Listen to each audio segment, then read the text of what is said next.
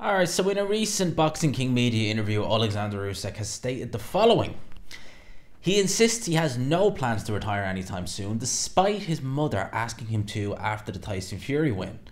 To quote Usyk here, he says, "I'm going to continue boxing because I love boxing. It's my life. Mama, I love you." Right? Now, Oleksandr Usyk, it was really after he beat Anthony Joshua in the rematch. It seemed to me as though all he was really looking for thereafter was the Tyson Fury fight for undisputed. That seemed to be the main kind of thing for him. That was the main driving force for him. And it did almost seem in a way that that was kind of what he was kind of clinging on for.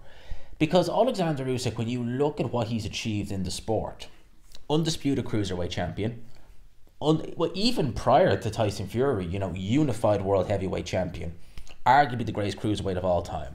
He's made generational wealth.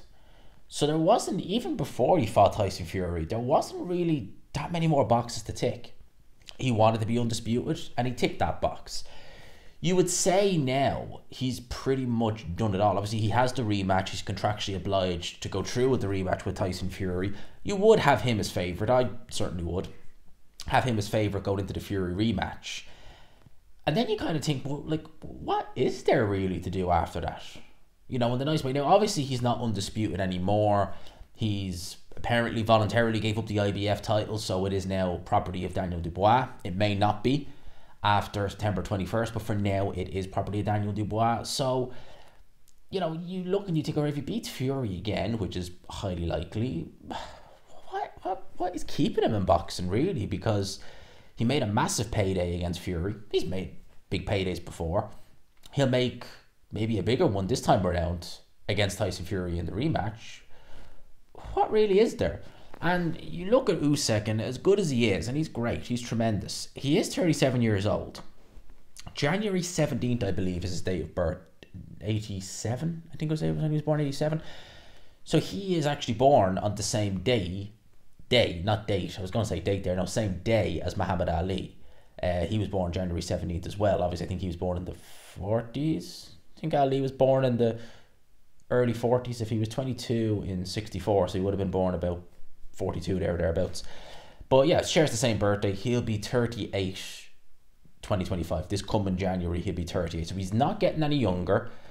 When you look at Oleksandr Usyk, and if you want to talk about probably peak Usyk, I would say peak Usyk would be 2018. And it was well, actually, it wasn't exactly this time. It was probably a week or so ago, 2018, mid-July 2018. He fought Morakasiev.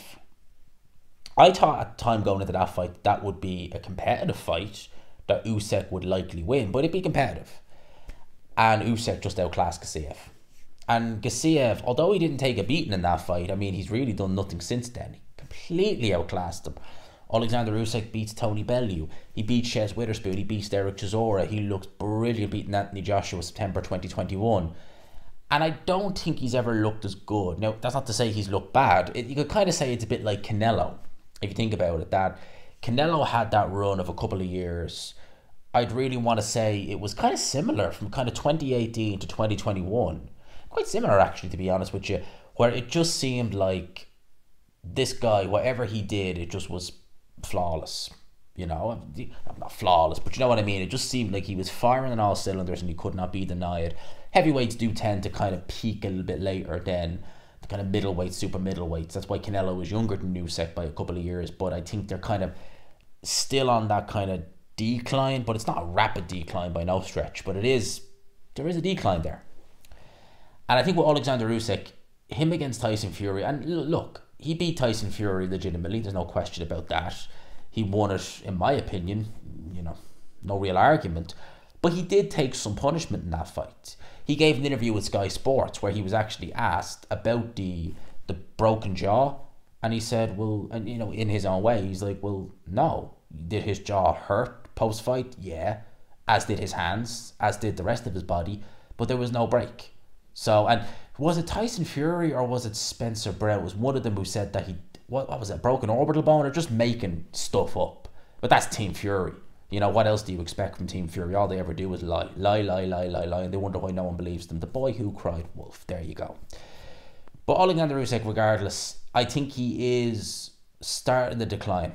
And I think that if he does stick around post Tyson Fury, if he wins, and even if he loses, to be honest with you, I expect him to, if he fights some of these contenders, I expect him to lose. I think him against Joshua, that style of Usyk will always give Joshua problems. And I do have to laugh because you have a lot of people who will turn around, like the Fury fans will turn around and say, oh, Oleksandr Usyk schooled Joshua twice, but it was close with Tyson Fury. And you say, well, it wasn't really. Well, it was a split decision. As if that just makes it a close fight. But you'll have the Joshua fans who will say, well, it wasn't really a close fight, and just because it's a split decision, it doesn't mean it's close. But then you say, well, Usyk schooled Joshua twice. Well, actually, the Joshua rematch was, they don't, that's fanboys in a nutshell. At the end of the day, Usyk should have had unanimous decision victories over both of them. And as I've said before, Floyd Mayweather officially beat Canelo by a majority decision. Was it that close? No. But Canelo fanboys can always say, oh, it was only a majority decision. We all know what happened. But I think he'll always beat Joshua. I can't believe Caballero, if you had said to me 5 or 6 years ago, Caballero would be so highly ranked, I would have said no. But he's actually above Fury in the box rec rankings. Caballero could be real dangerous. A rematch with Dubois. If Dubois is firing on all cylinders and Usyk is sliding a little bit, that could be interesting. Parker could be interesting. Anderson, we have to wait and see. Zhang, that might be interesting. Michael Hunter rematch. Who else do we have? Hrgovic has really dropped. And these are the box rec rankings, by the way, so some names could be a bit all over the place. But when I look at heavyweight, if he was to fight a lot of these top 10 contenders, there's a good chance he loses at least one of these fights. And it might be that he fights someone like a Martin Bakole and doesn't beat him. Even though if you talk about prime Usyk, you'd probably say he would.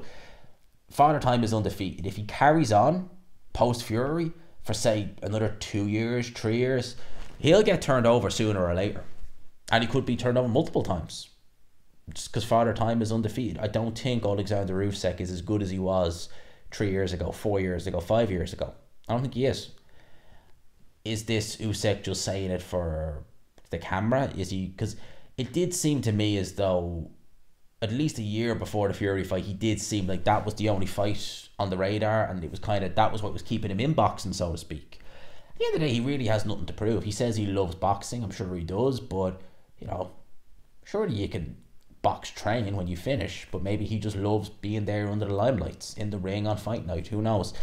Let me know your thoughts. If Oleksandr Usyk stays in boxing post Tyson Fury, win or lose, do you think that's a mistake?